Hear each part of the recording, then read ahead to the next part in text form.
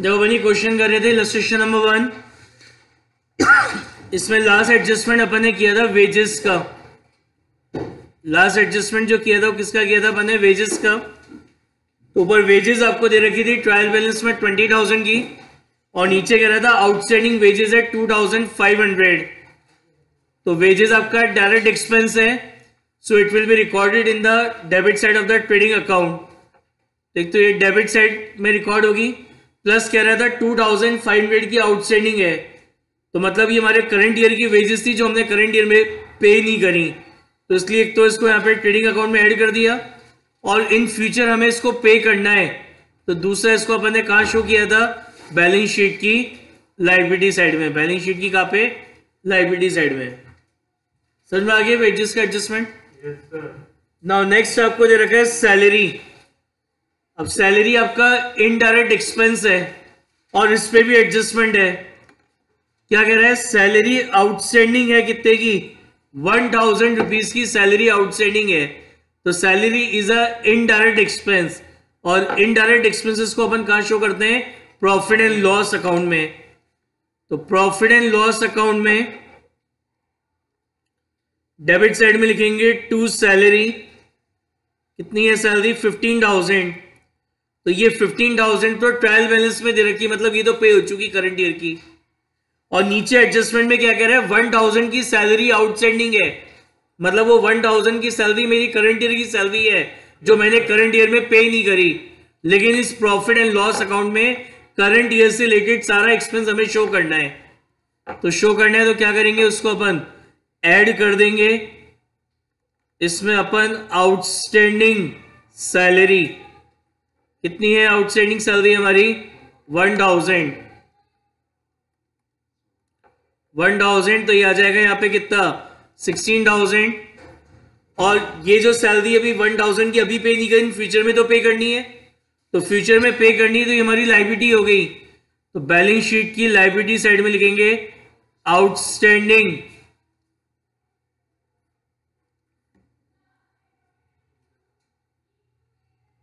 Outstanding salary. कितनी outstanding salary आपकी? 1,000। बताओ ये सैलरी का एडजस्टमेंट समझ में आ गया? कोई डाउट किसी को? Next sales return. तो क्या लिखेंगे ट्रेडिंग अकाउंट की डेबिट साइड में? To sales return.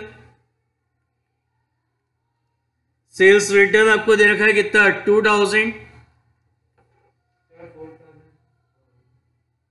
Sales return है।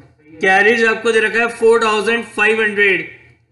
तो कैरेज हमारा क्या है? Carriage is a direct expense, तो यहां लिखेंगे टू कैरेज 4,500। कैरेज के बाद नेक्स्ट आपको दे रखा है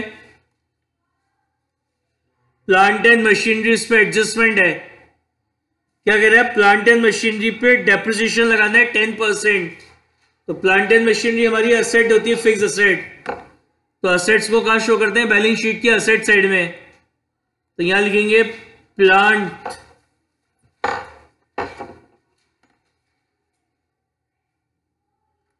प्लांट एंड मशीनरी। कितनी दे रखी है प्लांट एंड मशीनरी? आपको 30,000 की प्लांट एंड मशीनरी दे रखी है। कह रहा है इस पर डेप्रिसिएशन लगाना है 10%, तो लेस करेंगे इसमें अपन डेप्रिसिएशन। तो 30,000 का 10% कितना होता है? 3,000। तो यह आ जाएगा 27,000। और ये जो डेप्रिसिएशन है it is a indirect expense, और जितने भी हमारे इनडायरेक्ट एक्सपेंसेस होते हैं उसको अपन डेबिट करते हैं कहां पे? प्रॉफिट एंड लॉस अकाउंट में। तो यहां लिखेंगे to depreciation on plant and machinery कितना था? 3,000। बताओ ये डेप्रिसिएशन का एडजस्टमेंट समझ में आ गया? कोई डाउट? Next lighting. तो कल मैंने कंसेप्ट बताया था, ये पावर वगैरह सब फैक्ट्री के लिए यूज होते हैं। लाइटिंग किसके लिए यूज होता है? ऑफिस वगैरह। तो लाइटिंग को मानेंगे किसका है? ऑफिस का इलेक्ट्रिसिटी का बिल है, तो it is a indirect expense, so it will be debited in profit and loss account. तो लाइटिंग आपको दे रखा है कितने का है? 3,000। लाइटिंग के बाद आपको दे रखे हैं नेक्स्ट डेटर्स। तो डेटर हमारे करंट एसेट होते हैं, तो it will be shown in the asset side of the balance sheet. तो डेटर्स आपको दे रखे हैं 26,000 के। Travelling expenses, it is a indirect expense, तो it will be debited in profit and loss account. Travelling expenses, तो travelling expenses आपको दे रखे हैं 4,500। रेंट एंड टैक्सेस, मैंने बताया था साइलेंस के केस में रेंट को ऑफिस का रेंट मानेंगे, तो it is a indirect expense, so it will be debited in profit and loss account. So to rent and taxes 5,000. Drawings, तो इसको वर्किंग नोट में भी अपन लिखेंगे कैपिटल, तो कैपिटल में से लेस करेंगे ड्राइंग्स। तो ड्राइंग आपको दे रखी है कितने की है, 10,000 की। ड्राइंग के बाद है इंश्योरेंस, इस पे एडजस्टमेंट है, कह रहे हैं प्रीपेड इंश्योरेंस है 250 रुपीज का। मतलब ये जो ट्रायल बैलेंस में इंश्योरेंस है ना 1,000 का, इसमें से कह रहे हैं 250 प्रीपेड है, मतलब इस 1,000 में से 250 नेक्स्ट ईयर का इंश्योरेंस प्रीमियम है। तो हम अपने ट्रेडिंग पीएनएल में नेक्स्ट ईयर का कोई खर्चा शो नहीं करते हैं।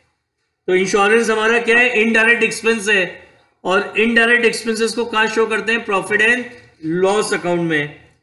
तो यहां लिखेंगे टू इंश्योरेंस, इनर कॉलम में लिखोगे आप कितना,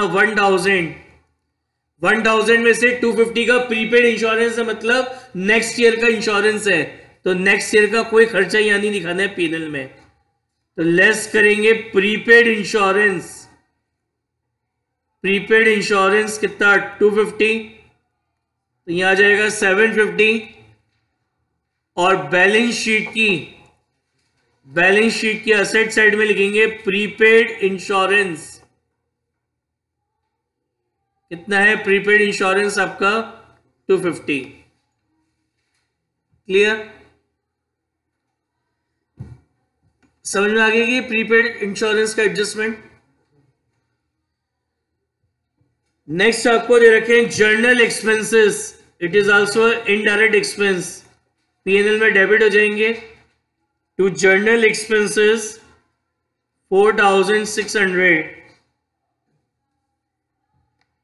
फिर आपको दे रखी है कैपिटल, तो वर्किंग नोट में लिखेंगे कैपिटल 81,800।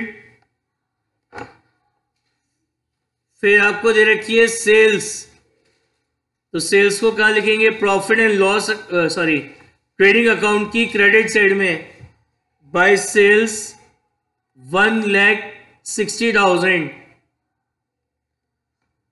फिर आपको दे रखा है बिल्स पेबल, तो bills payable is a current liability, तो बैलेंस शीट की लायबिलिटी साइड में शो करेंगे बिल्स पेबल, कितना दे रखा है 5,600। Bank overdraft, it is a current liability,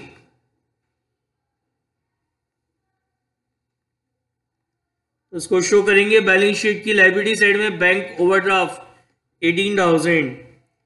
purchase return, ये क्रेडिट होगा ट्रेडिंग अकाउंट में, बाय परचेज रिटर्न 1,000।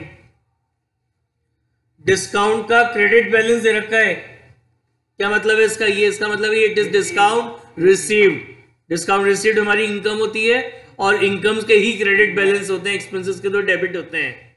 तो ये जो डिस्काउंट है, ये डिस्काउंट रिसीव्ड है, इट इज इनडायरेक्ट इनकम, और जितनी भी इनडायरेक्ट इनकम्स होती है it will be credited in profit and loss account. यहां लिखेंगे by discount received 600। Sundry creditors, तो creditor is a current liability, तो it will be shown in the liability side of the balance sheet. Creditors कितने दे रखे हैं 20,000। अब नीचे एडजस्टमेंट में आपको क्लोजिंग स्टॉक दे रखा है, तो क्लोजिंग स्टॉक का वैल्यूएशन किया 26,000, मार्केट वैल्यू है 30,000। तो क्लोजिंग स्टॉक का वैल्यूएशन कैसे होता है, कॉस्ट प्राइस और रियलाइजेबल वैल्यू और market price whichever is lower. तो 26 और 30 में क्या लोअर है, 26,000 है, तो क्लोजिंग स्टॉक कितने पे वैल्यू होगा, 26,000 पे वैल्यू होगा। क्लोजिंग स्टॉक का वैल्यूएशन कैसे करते हैं, कॉस्ट प्राइस और मार्केट प्राइस या realisable value whichever is lower. तो क्या लोअर है, 26,000। तो closing stock is given outside the trial balance, तो उसको एक तो ट्रेडिंग अकाउंट में क्रेडिट करेंगे बाय क्लोजिंग स्टॉक। कितना दे रखा है क्लोजिंग स्टॉक, 26,000। और दूसरा इसको कहा दिखाएंगे अपन, बैलेंस शीट की असेट साइड में। क्लोजिंग स्टॉक कितना है, क्लोजिंग स्टॉक हमारा 26,000।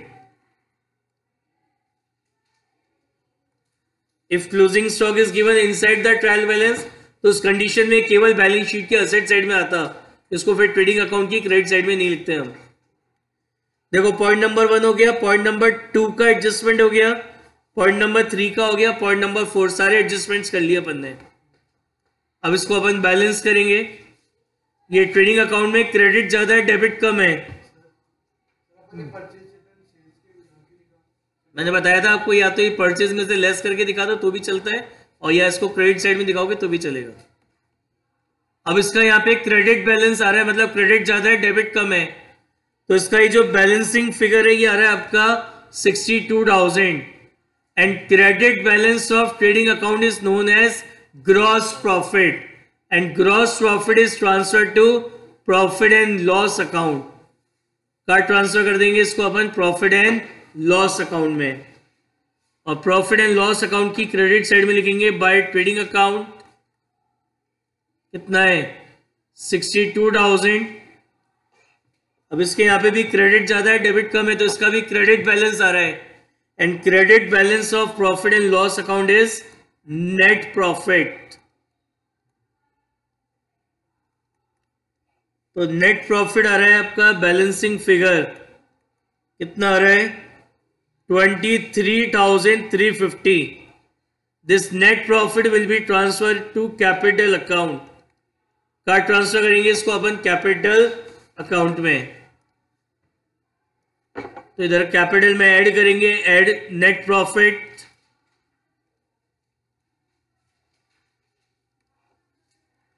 तो नेट प्रॉफिट आपको दे रखा है 23,350।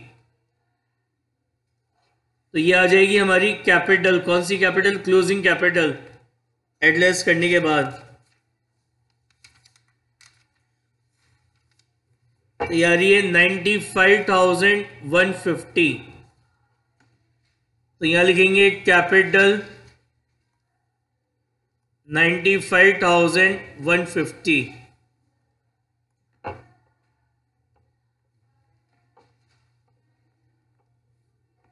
टोटल करेंगे, यार है 1,42,250, 1,42,250। बताइए समझ में आया क्या, समझ में आ गया adjustment.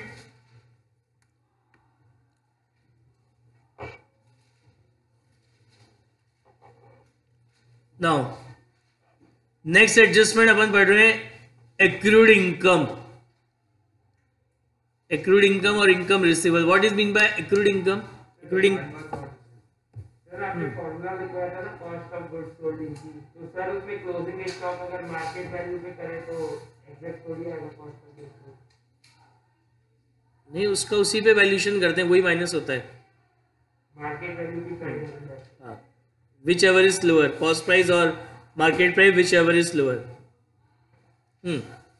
Now what is accrued income. Accrued income क्या होती है, ऐसी income which is related to the current year but not receive during the year. ऐसी इनकम जो हमारे करंट ईयर से रिलेटेड है, करंट ईयर में ड्यू हो चुकी है लेकिन हमें रिसीव नहीं हुई, तो वो हमारी एक्रूड इनकम कहलाती है। अब वापस वही बात, ये जो ट्रेडिंग और पीएनएल अकाउंट हम बना रहे हैं, ये किस पे बना रहे हैं, एक्रूअल कंसेप्ट पे। और एक्रूअल कंसेप्ट हमसे क्या कहता है, ऐसी कोई भी इनकम जो करंट ईयर से रिलेटेड हो, फिर चाहे वो आपको मिली हो या ना मिली हो, आपको उसको अपनी बुक्स में क्या करना होता है, शो करना होता है। तो ये एक्रूड इनकम है, भली हमें रिसीव नहीं हुई लेकिन हमें इसको क्या करना होगा, शो करना होगा। अब क्या हुआ, ट्रायल बैलेंस बना लिया। ट्रायल बैलेंस बनाने के बाद याद आया कि बोले ये मेरे करंट ईयर की इनकम है जो करंट ईयर में ड्यू हो चुकी लेकिन मेरे को मिली नहीं और मैंने इसको रिकॉर्ड भी नहीं करा। लेकिन एक्रूअल कंसेप्ट तो कहता है इसको रिकॉर्ड करो, तो अब इसको रिकॉर्ड करेंगे, इसका एडजस्टमेंट करेंगे। कैसे होगा, जैसे ये एग्जांपल दे रखा है आपको कि कमीशन रिसीव्ड हुआ आपको 1500 का और कह रहा है commission earn but not received है 300, मतलब ये तो रिसीव हो चुका, ये करंट ईयर का है, और 300 का ऐसा कमीशन है जो करंट ईयर से रिलेटेड तो है, ड्यू हो चुका करंट ईयर में लेकिन मिला नहीं। लेकिन इनकम तो करंट ईयर की है ना, चाहे मिले नहीं मिले मेरे को अपने प्रॉफिट एंड लॉस अकाउंट में दिखानी होती है। तो कैसे करेंगे इसको, प्रॉफिट एंड लॉस अकाउंट में आती है सारी इनकम, तो यहां लिखोगे बाय कमीशन, ये तो कमीशन है जो ऑलरेडी रिसीव हो चुका। ऐड करेंगे इसमें एक्रूड कमीशन। एक्रूड कमीशन कौन सा कमीशन होता है, ये वो कमीशन है जो करंट ईयर से रिलेटेड तो है लेकिन मिला नहीं, बट पीएनएल में तो सारी इनकम दिखानी करंट ईयर की, चाहे मिली हो या ना मिली हो, तो इसलिए इसको मैंने यहाँ पे ऐड कर दिया 300, यानी मेरे करंट ईयर का टोटल कमीशन कितना होता है 1800। और इनकम जो ड्यू हो जाती है लेकिन रिसीव नहीं होती वो हमारी असेट होती हैं, तो उसको आप क्या दिखाओगे, बैलेंस शीट की असेट साइड में दिखाओगे। समझ में आ गया कि यहाँ पे क्यों ऐड हुआ, clear.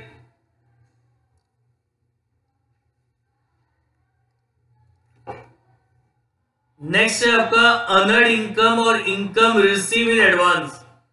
What is mean by earned income और इनकम रिसीव इन एडवांस, इसका मतलब होता है those income which is related to next accounting year, ऐसी इनकम जो हमारे नेक्स्ट अकाउंटिंग ईयर से रिलेटेड थी लेकिन हमें वो करंट ईयर में मिल गई, तो वो हमारी कहलाती है इनकम रिसीव इन एडवांस या फिर अर्नड इनकम। अब आपको अगले साल की कोई इनकम थी, करंट ईयर में ही मिल गई, वो आपको मिल गई तो रिकॉर्ड भी कर लिया। रिकॉर्ड करने के बाद सब कुछ हो गया, ट्रायल बैलेंस बन गया, बाद में याद आया कि एक्रूअल कंसेप्ट क्या कहता है कि अगले साल की इनकमों को रिकॉर्ड नहीं करना, और मेरे प्रॉफिट एंड लॉस अकाउंट भी एक्रूअल कंसेप्ट पे बनता है, और उस एक्रूअल कंसेप्ट के अकॉर्डिंग पीएनएल अकाउंट में, प्रॉफिट एंड लॉस अकाउंट में अगले साल की और पिछले साल की कोई इनकम नहीं आती है, तो अब क्या करें, रिकॉर्ड कर ली लेकिन एडजस्टमेंट किया नहीं। जैसे फॉर एग्जांपल रेंट रिसीव हुआ है 3900 का करंट ईयर में, ये रिसीव हुआ है, ये ट्रायल बैलेंस के अंदर दे रखा है कि ड्यूरिंग द ईयर इतना रेंट आपको रिसीव हुआ है। नीचे कह रहा है rent receive but not earn is 300, इसमें से 300 का रेंट ऐसा रेंट है जो इस साल का नहीं है, मतलब वो नेक्स्ट ईयर से रिलेटेड है लेकिन इसी साल मिल गया, तो ये हमारी इनडायरेक्ट इनकम है ना। इनडायरेक्ट इनकम को कहाँ दिखाते हो, पीएनएल में, तो अपने प्रॉफिट एंड लॉस अकाउंट में लिखोगे बाय रेंट 3900, लेकिन पीएनएल में तो केवल करंट ईयर का ही आएगा, तो 3900 में से 300 का रेंट अगले साल का है, तो अगले साल की कोई इनकम नहीं दिखानी, तो इसलिए इसको क्या करा मैंने, लेस कर दिया अदर रेंट कितना 300, और इनकम जो हमें एडवांस में रिसीव हो जाती है वो हमारी लायबिलिटी होती है, वो हमारी क्या होती है, लायबिलिटी होती है, तो इसको बैलेंस शीट की लायबिलिटी साइड में लिख दिया अदर रेंट कितना 300। समझ आएगा, इनकम है, इनकम क्रेडिट बैलेंस है, मतलब ये रिसीव्ड है।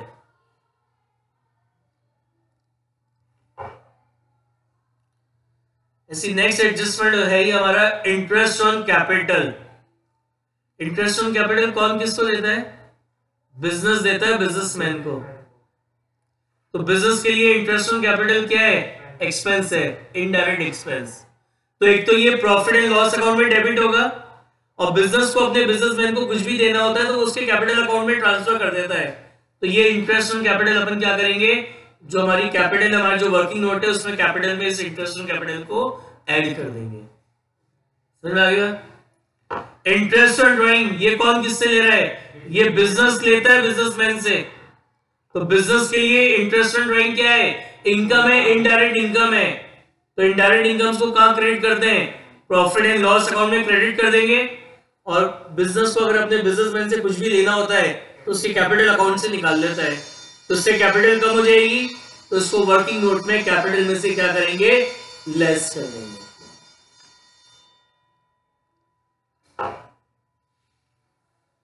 ऐसी एडजस्टमेंट होता है इसका इंटरेस्ट ऑन लोन का, कि अगर आपने बैंक से कोई लोन ले रखा है तो उस पर करंट ईयर का जितना भी इंटरेस्ट है वो करंट ईयर का आपका खर्चा होता है, तो वो आपको पे करना होता है।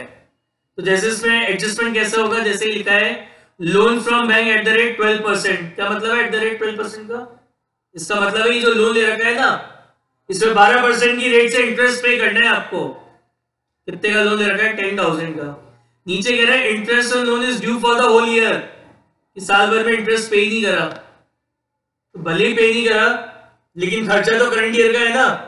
तो अभी क्या पढ़ रहे हैं, कोई भी खर्चा जो करंट ईयर से रिलेटेड हो भले ही पे मत करो, लेकिन रिकॉर्ड तो करना है क्योंकि खर्चा करंट ईयर का है। तो इंटरेस्ट हमारा इनडायरेक्ट होता है, देख तो यहाँ लिखेंगे टू इंटरेस्ट ऑन लोन, और दूसरा ये आउटस्टैंडिंग है, फ्यूचर में तो पे करना है, तो क्या दिखाओगे बैलेंस शीट की लायबिलिटी साइड में लोन में ऐड करके, या इसको अलग से भी दिखा सकते हैं लायबिलिटी साइड में, हाँ अलग से। समझ में आएगा? देखो निकालो बुक का illustration number 2, page number 2.14, illustration number 2।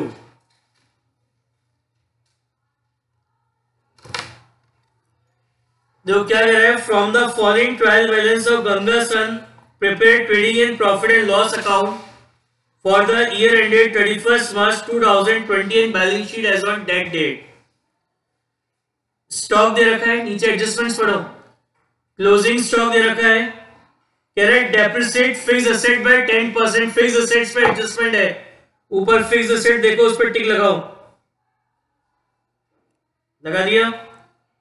फिर कह रहा है wages due but not paid, outstanding wages हो गई मेरी, तो वेजेस पे एडजस्टमेंट है, वेजेस पे टिक लगा दो। Commission earned but not receive 300, तो कमीशन पे एडजस्टमेंट है, कमीशन पे टिक लगा दो नीचे से second last. Appreciate premium receive in advance, उस पर टिक लगा दो। इंटरेस्ट ऑन बैंक लोन, तो बैंक लोन पे एडजस्टमेंट है, इस पर टिक लगा दो। हाँ नीचे इंटरेस्ट ऑन लोन पे लगा दो।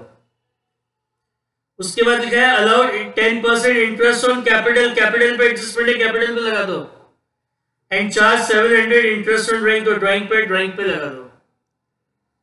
तो सबसे पहला काम हो गया, सारे एडजस्टमेंट पढ़ लिए और जो जो एडजस्टमेंट थे उसके ऊपर ट्रायल बैलेंस में टिक लग गए हमारे, ताकि याद रहे कोई एडजस्टमेंट करना ना भूल जाए।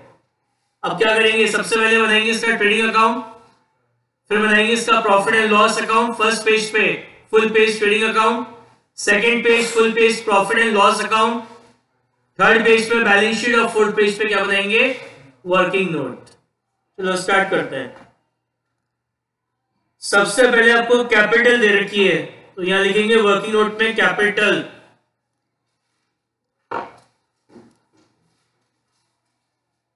कैपिटल दे रखी है आपको कितनी है, 1,60,000। अब इस पर एडजस्टमेंट है, कह रहे हैं कैपिटल पे 10% इंटरेस्ट देना है। तो इंटरेस्ट ऑन कैपिटल कौन किसको देता है, बिजनेस देता है बिजनेसमैन को। तो बिजनेस के लिए इंटरेस्ट ऑन कैपिटल क्या है, एक्सपेंस है। और कौन सा एक्सपेंस होता है, इनडायरेक्ट एक्सपेंस होता है। और इनडायरेक्ट एक्सपेंस को अपन डेबिट करते हैं कहां पे, प्रॉफिट एंड लॉस अकाउंट में।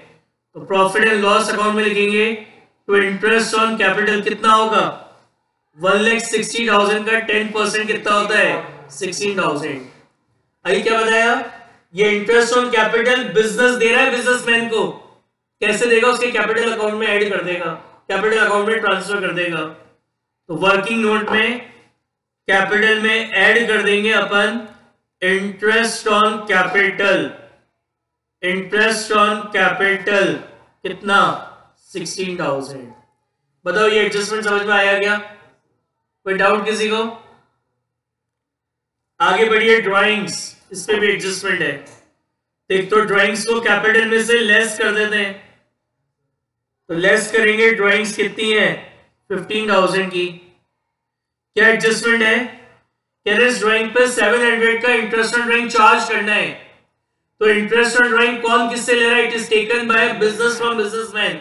बिजनेस ले रहा है बिजनेसमैन से, तो बिजनेस के लिए क्या होगी, ये इनकम हो गई। कौन सी इनकम हो गई, इनडायरेक्ट इनकम हो गई। और इनडायरेक्ट इनकम्स को अपन क्या करते हैं, क्रेडिट करते हैं कहां पे, प्रॉफिट एंड लॉस अकाउंट में, एक लाइन छोड़ के। बाय इंटरेस्ट ऑन ड्राइंग कितना है इंटरेस्ट ऑन ड्राइंग हमारा 700 का, ठीक है। और ये इंटरेस्ट ऑन ड्राइंग बिजनेस को लेना है बिजनेसमैन से, कैसे लेगा, उसकी कैपिटल में से निकाल लेगा, कैपिटल में से निकालेगा तो कैपिटल कम हो जाएगी, तो कैपिटल में से लेस कर देंगे इंटरेस्ट ऑन ड्राइंग, कितना है 700।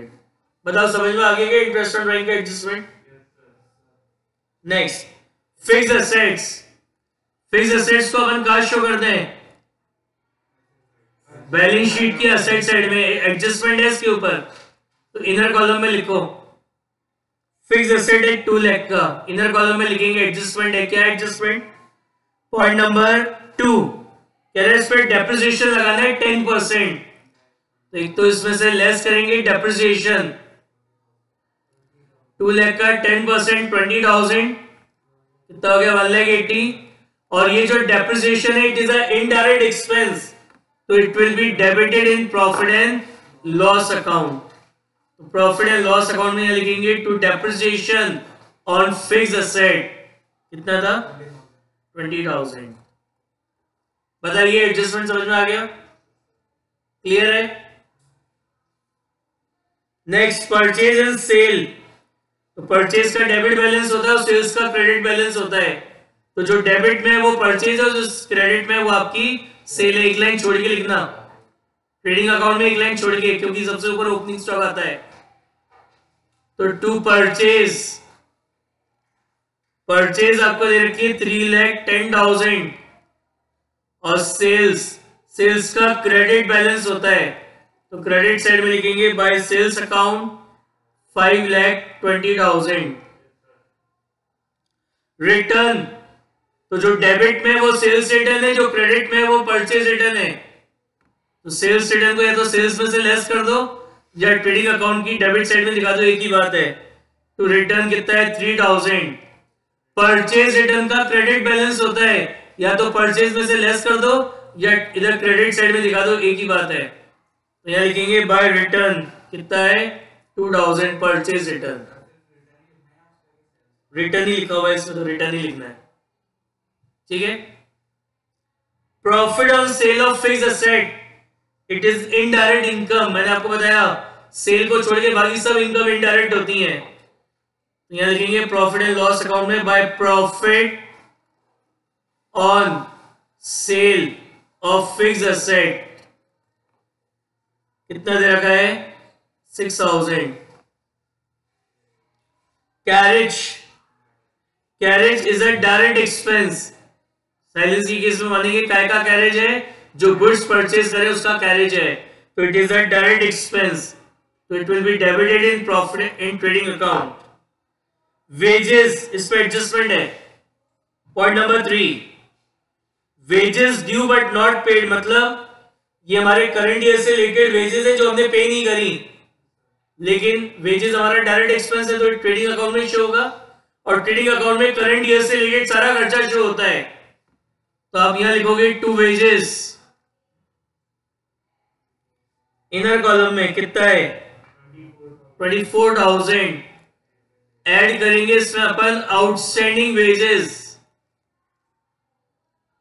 तो आउटस्टैंडिंग वेजेस आपको दे रखी कितनी है 2,000, तो ये हो गया कितना 26,000, और जो आउटस्टैंडिंग एक्सपेंसेस होते हैं हमारी लायबिलिटी होती है, तो बैलेंस शीट की लायबिलिटी साइड में लिखेंगे आउटस्टैंडिंग वेजेस, कितना है 2,000।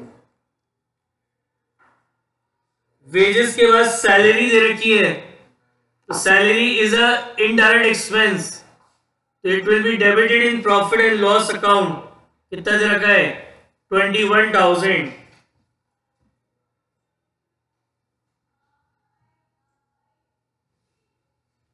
नेक्स्ट एप्रिटेंस प्रीमियम, मैंने बताया था ये आपकी इनकम है, इस पे एडजस्टमेंट है,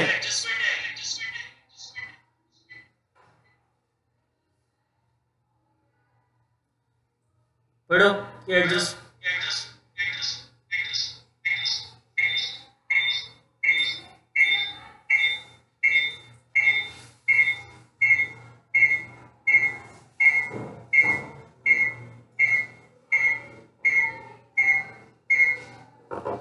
क्या कह रहे हैं एप्रिसिएट प्रीमियम के लिए?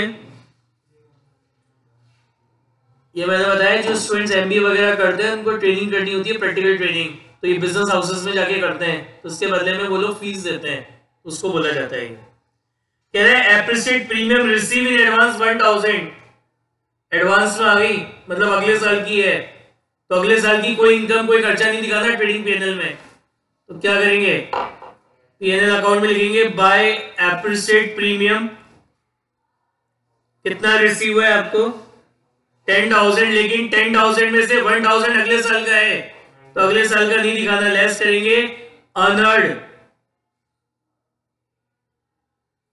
अर्नड प्रीमियम, या आप डायरेक्ट भी लिख सकते हो प्रीमियम रिसीव इन एडवांस 1,000, तो यह आ जाएगा 9,000। और इनकम जो हमें एडवांस में रिसीव हो जाती है हमारी लायबिलिटी होती है, इनकम जो हमें एडवांस में रिसीव होती है हमारी लायबिलिटी होती है, तो बैलेंस शीट की लायबिलिटी साइड में लिखेंगे अर्नड एप्रिसिएट प्रीमियम 1,000। बताइए समझ में आ गई कि एडजस्टमेंट? कोई डाउट किसी को? नेक्स्ट है आपका इंश्योरेंस, तो insurance is a indirect expense, so it will be debited in profit and loss account, तो इंश्योरेंस कितना है 2,000। Audit fee, it is also indirect expense, audit fees है कितनी 1,500। Cash in hand, cash in hand is our current asset, तो balance sheet में लिखेंगे cash in hand 10,000। Cash at bank, it is also our current asset, कितना है 30,000 है। Bank loan, it is a liability, कितने का बैंक लोन है हमारा 20,000, इस पर एडजस्टमेंट है, नीचे दे रखा है इंटरेस्ट ऑन लोन भी दे रखा है, एडजस्टमेंट है। पॉइंट नंबर 6 क्या कह रहा है? पॉइंट नंबर 6 में कह रहा है interest on bank loan at the rate 12% unpaid from last 3 months, पिछले 3 महीने से पे नहीं करा है, तो कितना इंटरेस्ट होगा 3 महीने का? 20,000 का बैंक लोन ले रखा है, कह रहा है rate of interest is 12% per annum, per annum मतलब ये तो 12 महीने का हो गया, कितने महीने का पे नहीं करा है 3 महीने का, तो 3 महीने का कितना होता है 600, तो ये 600 मेरे करंट ईयर का इंटरेस्ट है, करंट ईयर का खर्चा है, करंट ईयर में पे नहीं करा, तो लेकिन पीएनएल में तो करंट ईयर का सारा खर्चा आता है, चाहे पे करो या पे मत करो, तो प्रॉफिट एंड लॉस अकाउंट में लिखोगे to interest on loan, trial balance में दे रखा है अभी कितना 1800, मतलब ये तो पे कर चुके, और ऐड कर देंगे आउटस्टैंडिंग इंटरेस्ट, कितना है 600, तो ये आ जाएगा 2,400, और ये जो इंटरेस्ट आउटस्टैंडिंग है अभी तो पे नहीं करा लेकिन इन फ्यूचर पे करना है, तो बैलेंस शीट की लायबिलिटी साइड में लिखेंगे आउटस्टैंडिंग इंटरेस्ट ऑन लोन, कितना 600। समझ में आ गया कि एडजस्टमेंट? नेक्स्ट है डेटर एंड क्रेडिटर, तो डेटर एसेट है, उसका डेबिट बैलेंस होता है, यानी जो डेबिट में वो तो डेटर है, और क्रेडिटर हमारी लायबिलिटी है, उसका क्रेडिट बैलेंस होता है, तो जो क्रेडिट में वो हमारी लायबिलिटी है, तो लायबिलिटी साइड में लिखेंगे क्रेडिटर 40,500।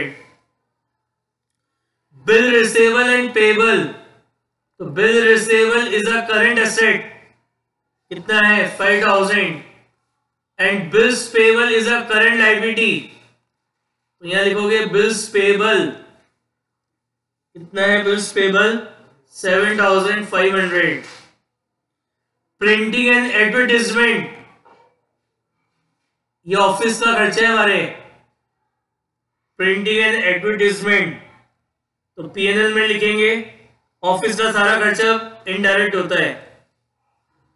कमीशन दे रखा है 2,000 का, एडजस्टमेंट है, कह रहा है commission earn but not receive, मतलब ये करंट ईयर का कमीशन है जो करंट ईयर में मिला नहीं, तो इनकम तो करंट ईयर की है चाहे मिली नहीं हो दिखानी है, तो कमीशन हमारा इनडायरेक्ट इनकम है, तो पीएनएल में लिखेंगे बाय कमीशन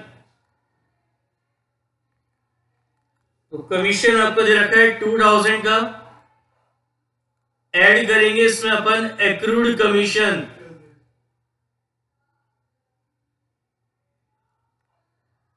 तो एक्रूड कमीशन है हमारा कितने का 300 का, तो यहां आ जाएगा 2300 और बैलेंस शीट की असेट साइड में लिखेंगे एक्रूड कमीशन, इनकम जो हमारी हमको रिसीव नहीं होती, आउटस्टैंडिंग होती है, हमारी असेट होती है, कितना है 300।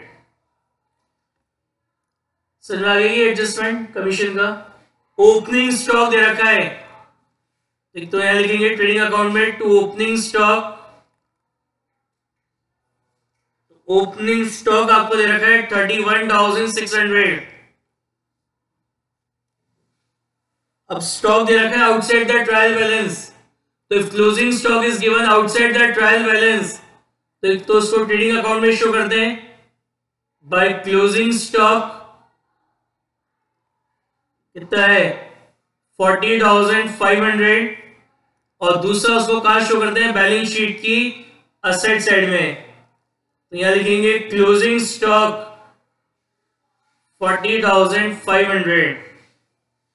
पॉइंट नंबर 2 का एडजस्टमेंट हो गया, 3 हो गया, 4 हो गया, 5 हो गया, 6 हो गया, 7, सारे एडजस्टमेंट्स हो गए। अब इसका बैलेंस निकालेंगे।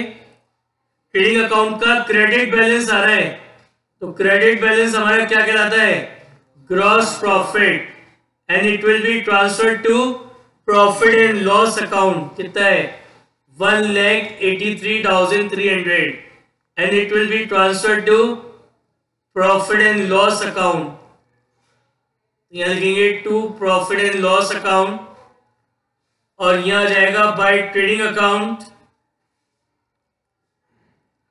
कितना है 1,83,300। यहां पे भी क्रेडिट ज्यादा है डेबिट कम है, तो credit balance of profit and loss account is a net profit balancing figure, ये आ रहा है 1,33,900, तो it will be transfer to capital account, का ट्रांसफर हो जाएगा हमारे कैपिटल अकाउंट में, और कैपिटल अकाउंट में अपन ऐड करेंगे नेट प्रॉफिट,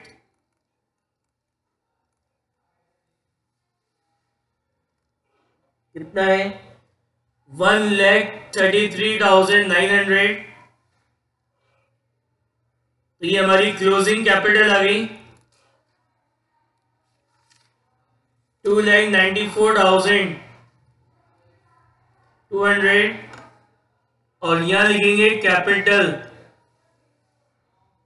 2,94,200, इसका टोटल करेंगे यार है 3,65,800, 3,65,800।